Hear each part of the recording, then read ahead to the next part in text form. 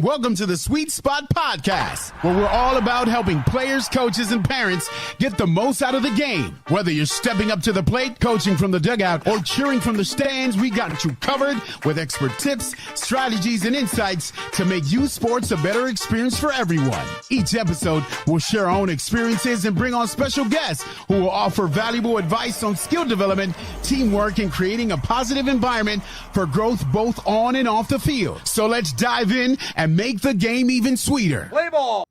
Welcome to another episode of the Sweet Spot Podcast. Coach Albert, Coach Daylan, and we have a very special guest here with us today. We're really looking forward to this one. You're going to get a behind-the-scenes look on a lot of things in baseball. I want to give a very warm welcome to Mr. Mike Maulini. Thank you for being here. Thank you for having me, guys. Appreciate it. Mikey. Thank you. So I wanted to start off because I've known Mike for 20 plus years. So I wanted to thank him for being on here, first of all. But secondly, I want to thank him because I think he doesn't know this, but I think he should. I think he was a big proponent of what I did with baseball, with my career. I think when I met Mike, I was going through a lot of struggles mentally. I was in high school. Some of the things that a lot of people struggle with, school, family, girlfriends, so many different things. Your body's changing, hormones. And on the baseball aspect, you compile all those things and you start, kind of questioning where you're at. You're trying to grow. You're trying to throw harder. You're trying to, find your ground in high school. And I had a lot of self-doubt at the time. And I think a lot of people probably doubted me, and I didn't even know, if I was good enough. And Mike, came into my life, and he gave me a chance. He gave me a chance to play for his travel team. And as soon as he did, it was like the world changed for me, right? I was like, man, if Mike believes in me, why shouldn't I believe in myself? So that's part of the, one of the reasons I wanted to bring you over, Mike, and thank you here in person. And he's done that to a lot of people. He's a great guy. I've known Mike, like I said, for over 20 years, and we, kind of didn't see each other for a while, and then now we brought ourselves back together, and really, really happy about that. But I just wanted to kind of share that story. Thank you in person, and welcome you to the show. Hope you enjoy it. Thank you. And it's humbling to hear you say that, because I think all of us that play sports, we always have that one person that impacts our life in some way or another.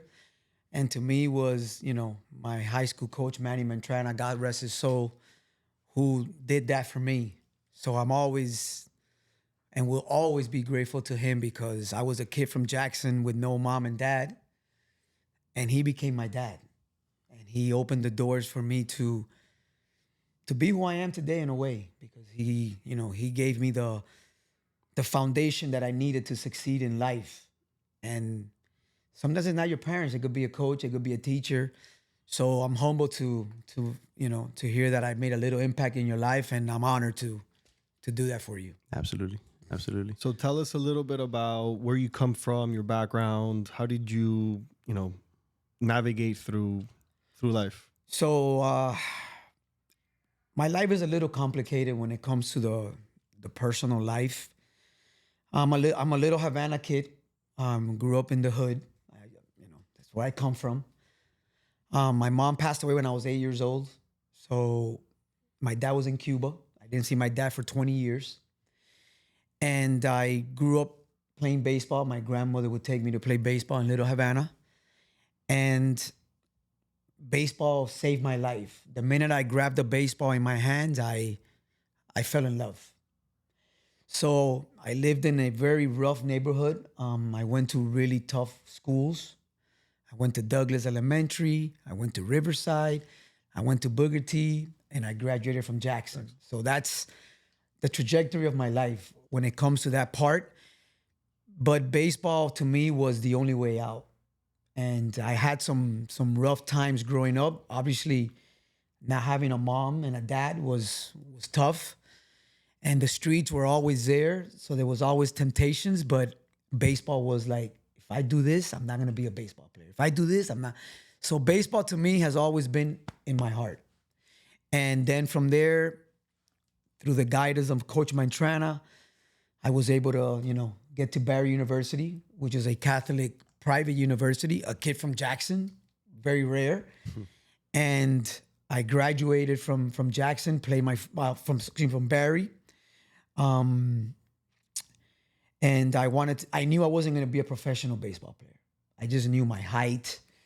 The odds were against me. I was a little older than your regular, junior and senior in college, but I wanted to stay in the game and I wanted to make a difference in kids' lives on my own personal experience and the knowledge that I had learned in school and the passion that I had. So graduated from Barry University in 98.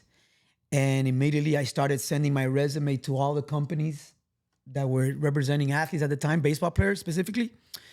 And I ended up getting a job with Joe Kubas in 1998.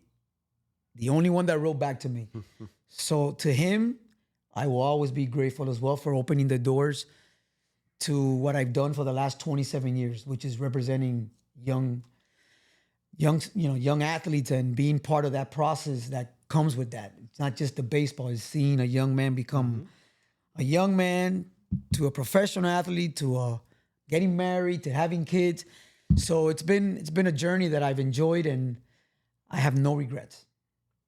So that's a little bit about, where I am today. I've been a certified agent for 27 years. I'm working with the Wasserman baseball group out of California, one of the top firms in the business, and just enjoying every minute.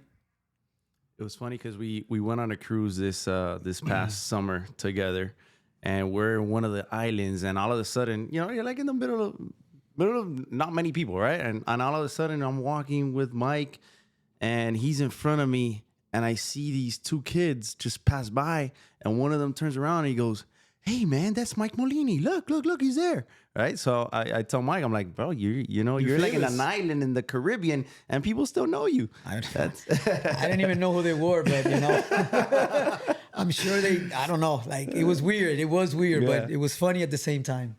So Mike, I wanted to ask you, obviously you just gave us a little bit of your background, but what was the moment, or was there a deciding moment where you chose the path that you did in terms of studying at Barry and becoming an agent? Like what was your mindset? What led you to get to that?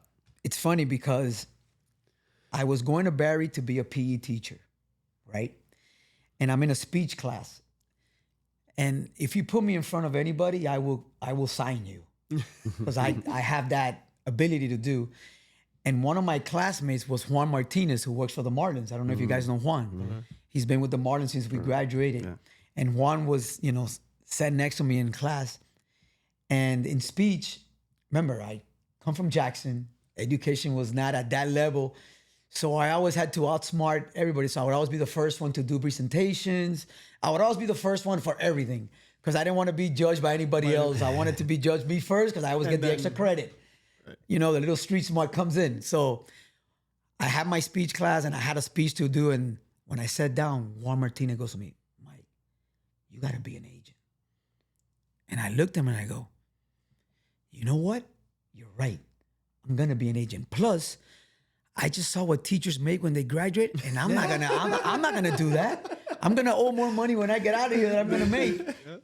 And then it just clicked because I wanted to stay with the sports thing, PE teacher, wear the shorts, be outside. But Juan Martinez did that for me. That one moment in class, awesome. And that's what triggered it right there. Sophomore, freshman, we were junior. Sophomores at the time. Yep. That's awesome. You're one tiny decision away from a completely different life. And we're still good friends. He's been working with the Marlins for 20 plus years. Yeah. And I always tell him, "I'm here because you made me believe in it." And I did it. So I got a question, Mike, because another thing, right? I tried doing the same thing as Mike. I was like, like in high school, I remember Joel Monson, right? So I'm asking Joel, I'm like, "Bro, I really think that I want to stick to baseball, right? Like, even if I don't make it, I saw Mike, I want to be an agent or a GM. He's like, he looks at me and he starts laughing. I'm like, what's going on? Like, why are you laughing at me? And he goes, but you're too nice. Like, so then I look at Mike and I'm like, wait, hold on. You're saying Mike is not nice? Like, what's going on? So I wanted to ask you your background, right? Like your tough upbringing. How has that made you or who you are in this industry, which is so cutthroat? Do you think it had an influence or? I think for every industry, there's things that you have to be able to do. One, in this industry, you got to go in knowing that you're going to get fired. It's just going to happen. You're going to get fired. You could do the best job, the best contract, #1 service, and the guy's going to fire you because one of his cousins became an agent for another company and wants to take him. And that happens every day. Now you got to have thick skin. It's how you react from that adversity that you just got fired by a guy that you thought you were doing a great job for. You got them $200 million and they still fired you. So how do you bounce back the next day and continue to move forward? And that's where that mentality comes in of it's cutthroat. And you have to know that it's a business, even though your personal feelings do get involved, because we're all humans and we all have personal attachment to the athletes and the families. But, a lot of them look at you as a business as well. So you have to be able to make that adjustment fast if you want to last. And another thing, being loyal, being authentic, being real, not lying will keep you in the business. So there's a lot of things that come into play, but I think, nice guys probably won't last in this business because there's going to be a guy like me that's going to come after you and I'm going to go hard and I'm going to find your weakest point and I'm going to attack because that's what sharks do. They do it to me. So I got to do it back. So yeah, it is a tough industry. It is hard to break in. People see the 5-second clippings on ESPN or MLB Network.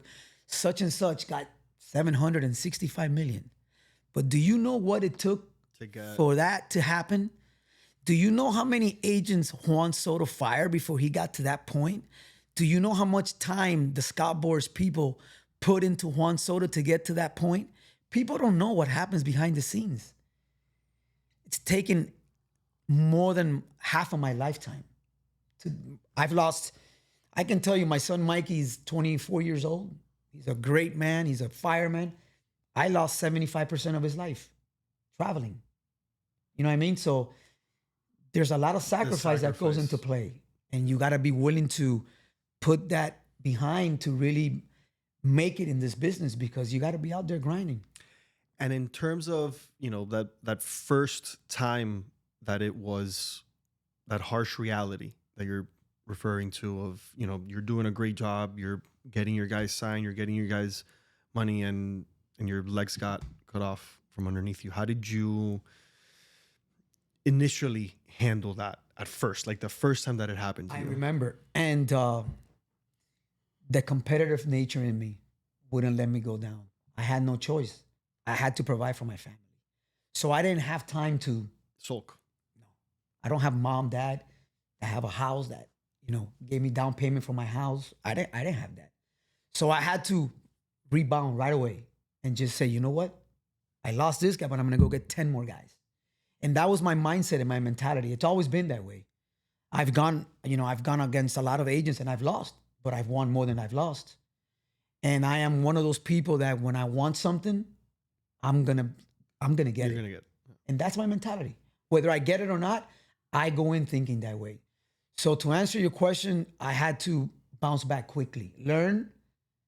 So what I did in that case, I called, when I got fired, I called the athlete and I asked him, what did I do wrong? Where did I go wrong? And I always wanted to get their feedback. And I would learn from that. No, because you only called me, whatever it was, I wanted to get better for the next guy and the next guy and the next guy. So that's how. I think obviously you're sharing that you got to go the extra mile for some of these guys, right? So, and is there any particular story, no names, you don't have to name them, but where you've gone to a certain level to protect one of your guys, cover them up with a team do something where it's not your normal traditional job requirement? I think that is a very good question. Without getting yourself in trouble. Yeah, okay? and just Seems like you have a lot. just yeah, just know Calculating which that one. just know that we do everything and anything to protect our client. And I've done whatever you could imagine, I've had to do for my clients. And there's no unique story because every story is unique in its own way. But my career has taken me to every different scenario you could imagine. And they're just very hard to talk about in public. I can tell you guys in private a little bit more, but I mean, there's always like good stories, you know, like the Yasmani Grandal story, the Yonder Alonso story, that process, things like that, you know, are fun to share. Well, what was the Grandal story, if you can? So the Grandal story was coming out of high school, 2007. He was one of the highest profile catchers out of high school. So the Reds go into the first round and they contact us about taking him. And there was another kid named Mesoraco. Devin Mesoraco? Devin Mesoraco. For the Reds. For the Reds. So it was between them two. So obviously the Reds ended up taking Mesoraco in the first round, and we had a high number for Yaz. So Yaz slips all the way into the 27th round. The Red Sox take him. And we go all summer without talking to the Red Sox. A week before the deadline, they send us to go to Fort Myers so he can do like a physical and work out for the Red Sox before he enters UM. We did that. Yaz and I went to Fort Myers. We worked out for them. We came back home. And I remember that through Yaz's negotiations with the teams, we were getting hammered because of his family economics situation. I mean, mom and dad at that moment lived in a one-bedroom apartment in Hialeah. I think between both of them, they made $19,000. And I had a high number for him because I thought he was the best catcher in the country. And I believed in him. So Theo Epstein at the time was the general manager for the Red Sox. And the deadline is about to approach, 5 p.m. He gives me a call. And I tell him, listen, it's going to take 1.5 after taxes. If not, he's going to Miami. And he just went off on me. There's no way he's turning down that kind of money. Look what is, look at the situation that he's in, blah, blah, blah. Well, you know what? I tell you what, I'll get Yaz on the phone right now and we'll get it clear. I call Yaz three-way and, hey, Yaz, it's Mike. I got Theo on the phone. This was Yaz. I'll see you in 3 years and I'll be the best catcher in the country. Theo, we'll see you in 3 years. That was it. And then he ended up going to Miami. 12th pick overall, 3.5 major league contract. That guy's built different. I knew what he was about. So it's about knowing the client because everyone is different. You couldn't do that with everybody. But that's why I recruit kids early because I want to get to know them, see what they're about, what their makeup is, how they're going to bounce back. And you just don't get that from one day to the other. You build on that. So when I go into a negotiation for a team with a high school kid or a college kid, I already know about my guy. I know what my guy's about. I'm prepared. You know his personality. I know everything. I know everything. I know the family. Are they going to be okay? I know if the kid's going to be okay if he's got to go to Miami or if he's got to go to Alabama, Tennessee, wherever I know he's going, I'm prepared. And that's part of being a good agent. At what point do you start to keep an eye on players to be able to track them and introduce yourself and keep an eye in terms of their development and in order to get to that point of knowing? Explain a little bit the advisory role, like how you guys work that. To answer that, that's a good question. It all depends. Like I've met 12-year-olds. I've introduced myself to 12-year-olds because you can see the potential. You can see the upside. You can see the projection. It might not go that way. Right. Because nobody has a crystal ball that's going to tell you that this guy's going to be a guy. But if a guy looks apart and you know baseball and you can see the future and the twitch and the mind, and I mean, Yaz, I recruited him as a 13-year-old. Chris Marrero, 13 years old. Harold Martinez, 12 years old.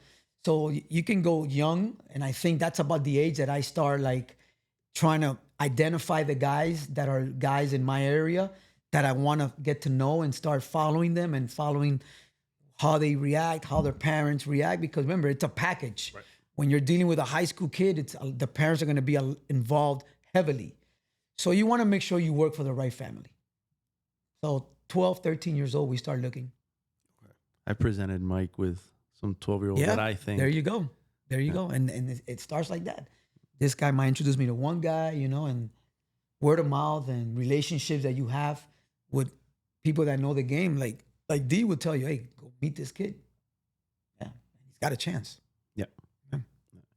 For sure. So at advisory role, like how does that work? You know, to explain a little bit to the parents what you're looking at, when you're looking at it, how you could help them, where it's not just being an agent because your guy is a prospect and he's about to get drafted. Like how does that work? How do you keep them into the family? Well, there's many angles that you take when you start advising a family. I think the number one thing is to get to know the family itself. Because once that we commit to you, we commit 100%. So there's got to be chemistry involved, because obviously, you know, when you work for a company like Wasserman, they want to work with the elite, and it's not about quantity, it's about quality. So we want to make sure that when we commit to that athlete, it's gonna work, and that family. So you start to meet the family, and then our role is to advise the player on what he should be doing in the off season, what events he should be going to, how much he should be doing, how much exposure he should be getting, and things like that. At the 9th, 10th grade level, you start trying to guide him where to play in the summer, what showcases to go to. And then obviously, as a junior, then you start trying to identify the schools that have shown interest. And then we try to guide them through that process. And then even to the point that when we do commit to a school, then now we have to start helping them negotiate the best deal with the new NLI situation that's out there. We have to help them with that. So it all starts from the beginning, and it's just trying to educate them. So when the time comes that it's a senior year and we're going into the process, that not only is the player prepared mentally, but so is the family. So obviously the earlier that you get there, the better you're going to be, because the more educated they're both going to be. And that process of, let's say you have a kid that you project somewhere, all of a sudden, you know, you tell them, hey, this is the school I think you have to, you know, kind of sign with. Mm-hmm. That aspect of, hey, you're not, maybe the draft isn't for you. Like how do you evolve from there and kind of get them in the mindset of like the Yaz, right? Like, hey, you were supposed to get drafted in high school. It didn't work out. The money wasn't there, whatever the reason may be. Mm-hmm. Now, how do you focus on getting them? I think, Dylan, the most important thing is to have him prepared for worst case scenario, have the family educated, explaining to them the process, the pros and cons of signing with a professional team or going to University of Miami, in Yaz's case. So it's all about, when we make that decision, we didn't make it at the moment. It's been made a long time ago. Now, either you get to our number or he's already prepared to go to school. And that comes with trust, then them trusting your job and believing in the system and understanding that if it didn't work out in this case, it's going to get better here. Because if you go to a top university, you're only going to get better. I mean, nowadays, Division I baseball in the SEC, in the ACC, Big 12, it's one of a kind. I mean, why would you want to go here and not do this if the money's not right, when now you can make money as well? So there's a lot of things that come into place, but when we make that decision, it's because we've already made that decision a long time ago, and we're just following protocol. Out of curiosity, because I'm sure that there are parents that are going to be watching this, when in terms of when you see a family, when you have a kid that you're going to represent, is there something that you would recommend the the family, the parents doing, or a quality that family may have that sticks out to you as, okay, this kid is ahead of the curve because of X, Y, and Z? Like in terms of, I don't know, religious beliefs, in terms of like how is the family unit affecting positively or otherwise these kids? It's huge, because not only are there teams going to evaluate your son and try to figure out what your son is about, they're also going to evaluate the family. Because remember, you're a reflection of your family. And we're in the business of, these guys can't afford to make a mistake. So they're going to do their due diligence. They're going to see how you behave in games, see what kind of parent you are. So my thing, I always tell the parents, just be mom and dad. Just go out there and enjoy your son play baseball. And you know what? You hired us to handle the business. We will handle the business. We will always report to you because you are the boss of this company. We're here for you. We work for you, but let us do our job. So there's cases that there's been great players that we've turned down because of the family. Because the dad talks too much, the mom talks too much, they are talking to scouts. And, you know, scouts are prepared. They do this year in and year out. You're going through this process for the first time. Those guys are ready to eat you up alive. So you need to follow what we're telling you so that we make no mistakes and then we have the leverage. Because if I'm telling a team, Daylan is going to University of Miami unless he gets what he were looking for, and dad and mom are telling, you know, whoever it is, no, he wants to sign, then it's not gonna work. It's not gonna work. And we picked that up right away. And we don't You work. coach. Yeah, we coach him a lot. More than we actually got to coach the kids. And it's the nature of the monster. You know, you got to prepare parents, because any mistake you make or anything that comes out of your mouth, you can't take back, and it'll go against your son. So I always say, just sit down, enjoy your kids, smile, say hello to the scouts, shake hands, and let us handle the business. Now, on the aspect of now, you know, for example, like a Nestor Cortez, that process of getting traded, how does that, you know, what could you tell us on some of those things that you have to go through, you know, that are, you know, are rough for players and changing teams, changing their entire lives, uprooting their families. How's that work? I mean, people don't realize that it's hard when you're traded from one city to another, because it's not about the player. The player gets his bags, they take him to the car, he gets the first class ticket to wherever city the team's at. It's the family. And if you have kids in school, you have a house rented, there's just a lot that goes into place. With Nestor, we knew there was a possibility. We had been in contact with the Yankees throughout the offseason. Obviously, we knew that they were going to go after starting pitching in the offseason. And we knew he was a name that was going to be high on other teams' list, because he's not a real expensive player, not yet. And he's a great pitcher. He can win a lot of games. He brings a lot to the table with his presence. He's got great makeup. He's a great clubhouse guy. So we knew that was a possibility. And then when it happened, you know, obviously when you have contact and you have, you know, the relations that we have with front office, like Mr. Cashman and guys at the Brewers, you know, we learned about it. We learned about it first, and guess who was the last one to hear about it? Mr. Nestor Cortez. It was his birthday, and he was out in Vegas celebrating his birthday, and he went to bed super late, got traded, went to bed, and I couldn't get a hold of him until like 7 hours after the trade. Called his dad, and he was there in Vegas with him, and his dad's like, no, you call him. You got to wake him up. And I'm like, but how? I can't get a hold of anybody. So when he wakes up, he calls me, man, I had 100,000 missed calls. I go, yeah, man, you just got traded. So, you know, he's happy to be in Milwaukee. Obviously, New York is a special place. It's a fun city to play if you're succeeding. And Nestor he's going to be fine wherever he's at, because he's just a workhorse and he's a great human being. So, moral of the story: next birthday, you got to go to Vegas with Nestor. Yes. Yes, for sure. Nestor, you got that? Yeah, no. He invited me, but I couldn't go. We had just done something else like a couple of days prior. I think we went on a cruise. We were on a cruise, and then he went to Vegas for his birthday, and I'm like, man, I can't, I gotta work. And he was like, all right, but we'll catch it up. And then he got traded. And So then in terms of them, of the players getting traded, the ones that have family, the kids, wife, etc. Behind the scenes, how does that, because I've always wondered, like, how does that look like from is that something that you guys handle? Of course.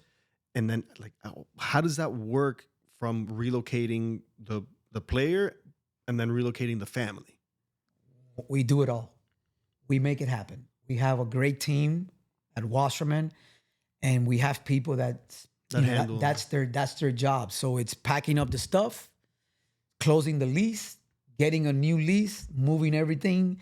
So when that family gets there, they just got to open the door. School admission, Everything. We do it all. We have people in our office that take care from A to Z.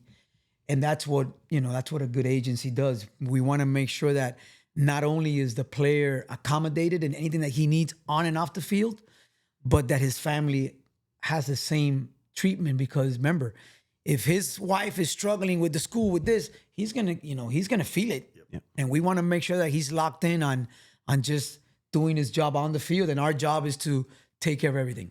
Mike, so for those in the audience that are watching you, they really don't maybe know you or getting to know you a little bit now, know who you are, know what you do. What separates Wasserman from other agencies? Well, I think there's a couple of things.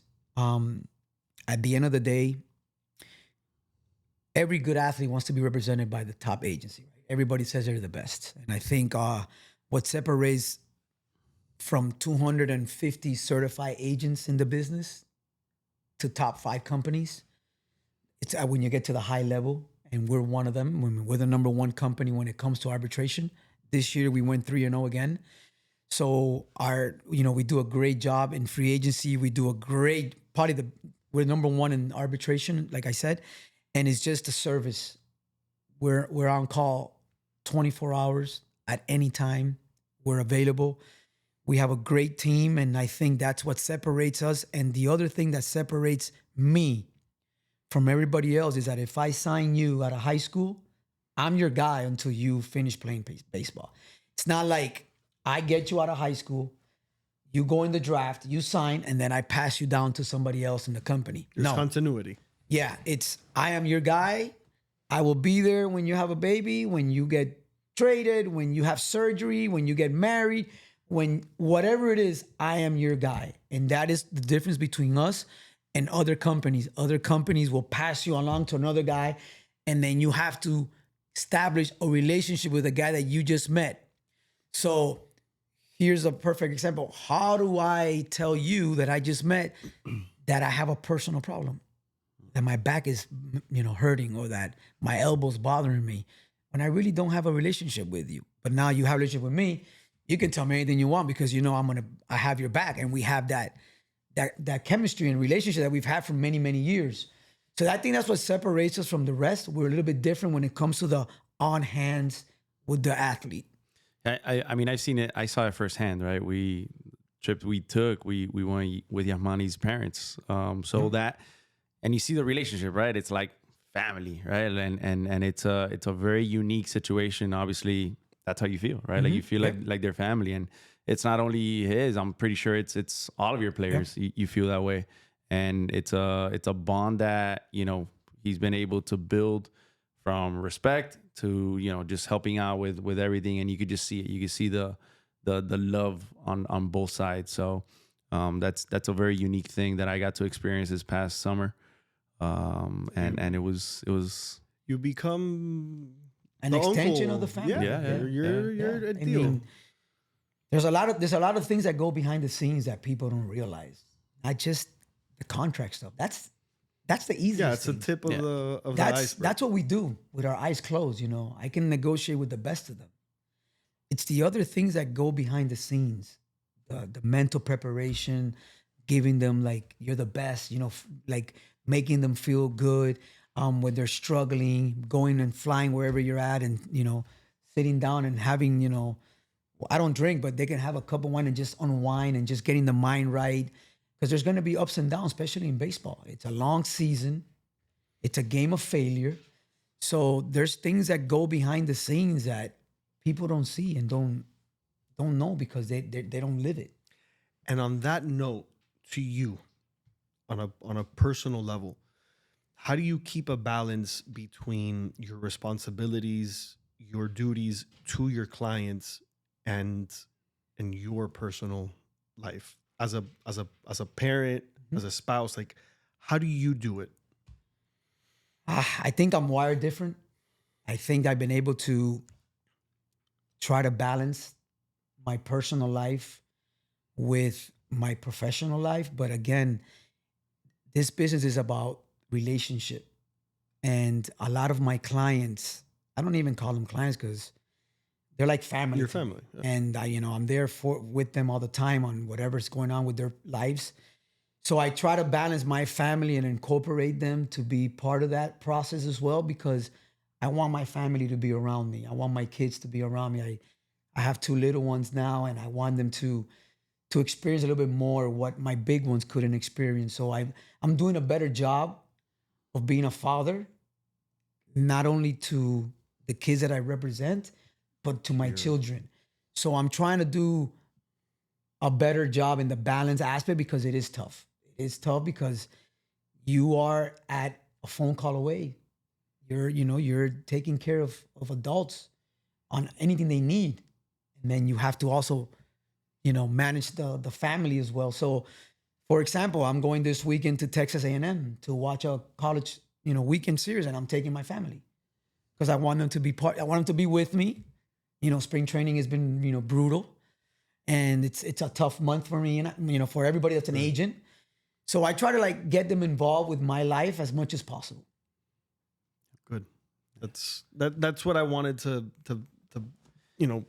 figure out, because obviously we're very familiar with failure. We all play baseball.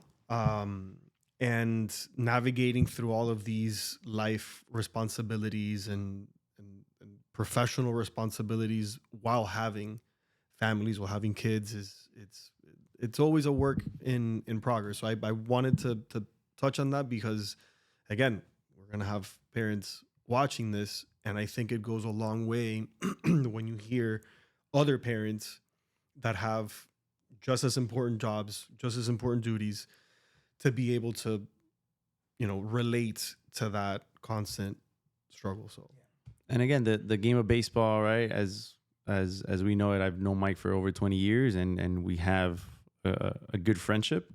Just so many guys that it's not even about the guys that made it or the guys you represent, right? Like it's about everybody else that you meet through the game of baseball that leads you to other things, and that's the beauty of it, right? Like I want to touch a little bit on coaching. You coached me back in the day. Yep. Obviously lost track of that, and now you're heavily into coaching again now, the little one. So how's that transition been? D, honestly I enjoyed the time coaching you guys when you guys were younger. Talking about, many, many years ago. Called you old, by the way. Yeah. Yeah, I mean, he's not lying.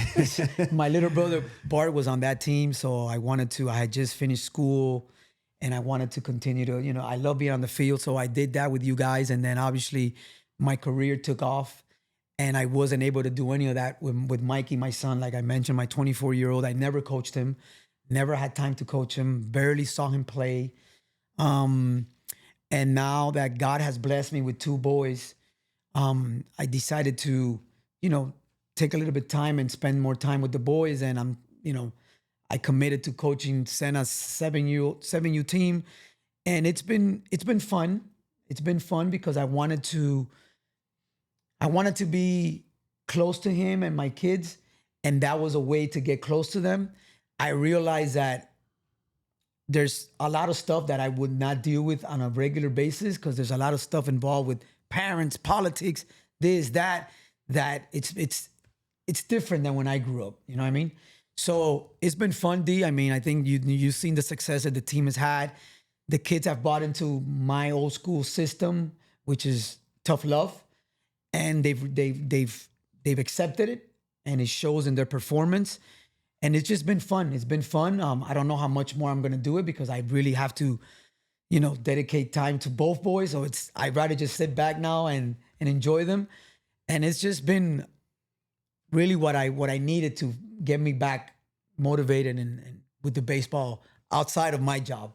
So I want to actually touch on that, right? Because again, we're talking about Mike coaching me 20 years ago when we could all agree baseball was a little different, especially youth baseball. Completely different. Different, right? And then now coaching now. How do you, as a coach or as somebody that has grown, how do you see yourself having coached differently back then than now? Well, I think my coaching style hasn't changed because I'm an old dog. I'm not going to change, right? I think I made adjustments. I think the parents are the ones that have changed. I think it's not the kids' fault. It's not the kids who changed. I mean, we build our kids from what they see from us. We are the leaders of our kids. My son is going to act the same way he sees me act. And my kids know that I am tough. I'm hard worker. I'm dedicated. If I commit to something, I do it at 100%. And there's just some parents that they just don't have that, and then that reflects on their kid. So if Johnny's not playing shortstop, second base, he's going to another team. So nobody's held accountable for anything. Like, why don't you win it? Why don't you teach your kid, guess what? You didn't play shortstop because that guy beat you. And that's what I tell my kids. And that is the difference in what I see now than it was before. Like before, you weren't expected to play as a freshman in high school or 10th grader. You had to earn it. You were lucky if you were playing your junior year. Now with all these schools and everybody wants to play ninth grade, and if they don't play ninth grade, they transfer because now there's no restrictions on where you can transfer to. So it's like they've taken the competitiveness out of the reality. And guess what? When you step outside that door, the monster's gonna eat you, and you're not ready. So that's the difference. I think parents are failing their kids right now. And it's going to reflect down the line. What's happening in Dominican Republic? They're taking over. Venezuela, Cuba, taking over because the mentality is different. You know what I mean? Mm-hmm. And it's only going to increase. Japan is jumping in here and they're taking over. Why? Because they're held accountable. And we need to hold our kids accountable. And that is the difference. In terms of that, I mean, a gentle parenting approach, which obviously everybody can parent their kids however they see fit. I'm very much on your train. Hey, you didn't get the starting shortstop job. You are not, for my kid, you're not the striker or whatever. You have to try harder and you got to get better, and it's okay to fail, and we're going to work together. But I think that you hit the nail on the head in terms of the parents failing the kids, and there is a way of making a switch, and I think it harkens back to how we were raised, how our generation of parents sit there for a second and remember what it was like when you were playing and somebody else was better than you. Yep. What did your parents, those old school now, los viejos that are, feisty or whatever, but they had a point. No, you have to work for what you have to earn, and you have to work for it.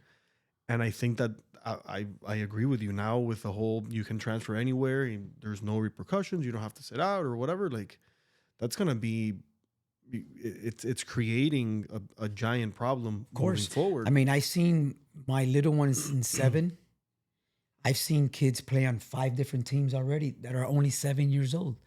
So my question to that parent is, what are you teaching? What is it that you're trying to educate your son for the future? That what if things don't work out here, I go to the next one and the next one? Where does it stop? where do you draw the line and say, you know what? You're not on this team and you're not playing here because you're not working hard. You're not dedicated, and this guy is going to take your food.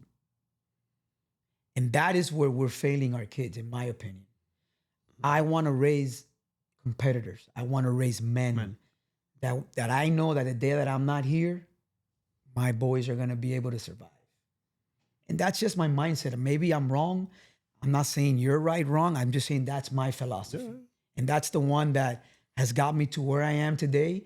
And that's the one that I'm giving my boys. Yeah, you want to raise independent, self-reliant individuals. Mm-hmm.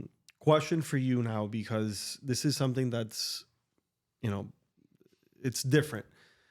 How does the NIL and what you do, how does that come into play, and how do those pieces fit now with the whole? I think the NIL has really given us more leverage when it comes to a high-profile athlete. If you're a baseball player, obviously football and basketball dominate that type of market, because obviously they're the highest source of income for these collegiate universities. But in baseball, there is some leverage, and we can use it to our advantage, because now teams know that if your son signs with University of Miami, there's going to be some NIL money involved that he doesn't need to sign, because guess what? He's going to get a 3-year education. And some money. And some money, play in the ACC under the lights, flying charter planes, staying in 5-star restaurants and eating amazing meals. Or he goes to play minor league baseball and is stuck now in Fort Myers for 3 years because there's not many teams that he can go play with. So now it gives us more leverage to be able to either you give us what we're looking for, or we have no issues going to University of Alabama, Tennessee, Vanderbilt, Miami, Florida, Florida State, because these are top quality universities that are providing these kids with everything and anything they need. So it's actually good for the athletes and good for everyone. Yeah, it's interesting. You see so many different angles and opinions on one way or the other, and how obviously it benefits agents and that type of business, because it promotes more leverage. Yep. And it's very, very interesting.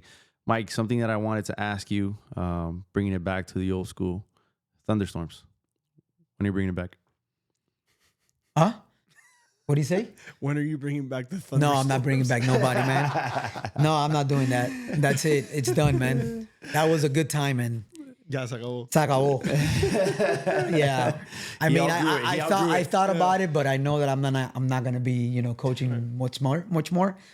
And I would love for somebody to carry that name that has some. It's funny because some of the past, players have mentioned there's like, hey, should be something, we got to bring it back some way, somehow. Again, to me, it was just a great time. Reminiscing on all of that, just got to play with some great people from, Sean Rodriguez, big leaguers, a lot of big Gio leaguers. Gonzalez, the Marreros, Sean Rodriguez, Yonder, all those guys, yeah. It was fun. It was a good time. It was. We were just a good group of kids that went out there and washed cars and try to raise money to go play in tournaments, and we did a good job, man. We made a lot of noise. We were one of the top teams. It was fun. It certainly was. Yeah. And it's good to see those young men become good fathers, good husbands, good providers, and it's all through the game of baseball. That's what people don't realize. Not everybody's going to get to the big leagues. Not everybody's going to go to big Division I, but they can all do something with it. That's my goal with these young kids. Listen, pleasure, man. Thank you for having me, man. Like I always, appreciate it. Your family, and loved having you. It was a great time. Hopefully we could do it again. Absolutely, man. And I'll see you on a baseball field pretty soon. Pretty soon. Tomorrow. Thank you. No, thank you for having me, and I wish you guys nothing but success. Nothing but great health to you guys and your families. Likewise to you. And for your podcast to continue to blow up and become one of the best. All right. Thank you, Mike. Shout out to Thunderstorm family. Always. Always. The 3 C's. All right, guys. that's a wrap. Thank you for watching, and stay tuned for the next one. Hey, I'll tell you.